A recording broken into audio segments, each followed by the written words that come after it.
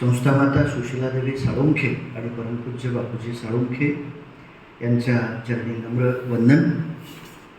कारण त्यांच्या कष्टांमुळे त्यांनी जो घाम गाळला त्यामुळेच आपण सगळे पंख्याखाली बसलो आहोत याची जाणीव सदैव मला होत असते आणि आपल्या सगळ्यांच्या अंतकरणात त्यांच्याबद्दल कृतज्ञता असते.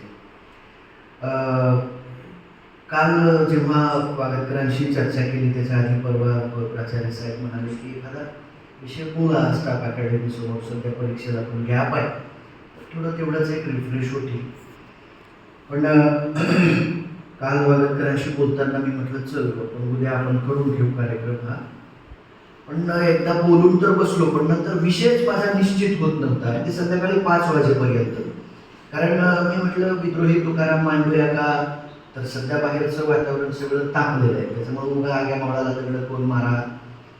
पुन्हा वाटलं बहुजनांचे बाबासाहेब बोलू का. पुन्हा विचार आला की बंजारा संस्कृती आणि साहित्याच्या पाऊलखुणा जर आपण बोललो तर कसं राहील. पण म्हटलं आपण ज्या परिसरात राहतो तो परिसर चित्रपट क्षेत्रापासून खूप खूप जवळ आहे आणि तो आपल्या गुरुदेव कार्यकर्त्यांना काहीसा ओळखीचा होईल अशी अपेक्षा मनात घेऊन तो विषय निश्चित केला आणि आज त्याच विषयावर तुमच्याशी संवाद साधण्यासाठी उभा. वेळ फक्त 30 मिनिटाचा आहे. कदाचित त्याच्या आधी मी थांबण्याचा प्रयत्न करेन. पण आपण पाहतो आपल्या सगळ्यांना माहिती आहे की मनोरंजनाच्या साधनांमध्ये खूप आमूलाग्र बदल झाले. म्हणजे अगदी आपण लहान होतो आठवा आपल्या गावात जागरण भजन भारूड कीर्तन तमाशा जे काही असेल अगदी रायरनचे खेळ सुद्धा ते रायरन करणारी माणसं यायची सोंग करायची. मी तर माझ्या लहानपणी रामलीला पाहिली.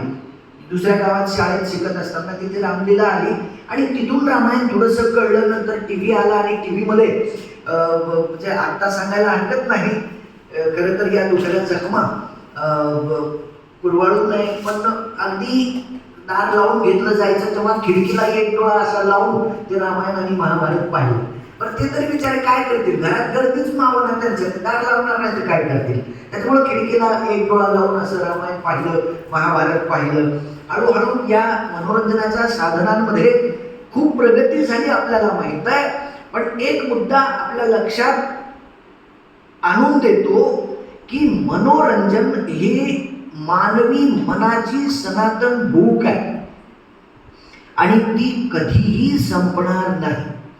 मानवी मनाला मनोरंजन आवश्यकच आहे. अगदी मानवी उत्क्रांतीमध्ये जेव्हा केव्हा पहिल्यांदा माणसाला असं वाटलं असेल खरं तर ग्रीक रंगभूमी ही नाटकाची किंवा मनोरंजनात्मक पद्धतीनं जी काही मंचीय सादरीकरणं होतात ग्रीक रंगभूमी ही त्याची जननी मानली जाते. म्हणजे ग्रीकमध्ये असं म्हटलं जातं असा इतिहास येतो लिखित की अंगुराच्या बागेमध्ये काही लोक बसले होते आणि त्यातल्या काही लोकांनी अंगूर खाल्ले आणि जास्तच खाल्ले तर अंगूर खाल्ल्यानं त्यांना थोडीशी झिंग चढली आणि त्यानंतर ते असे बाजूला बसून काहीतरी बोलायला लागले वेडं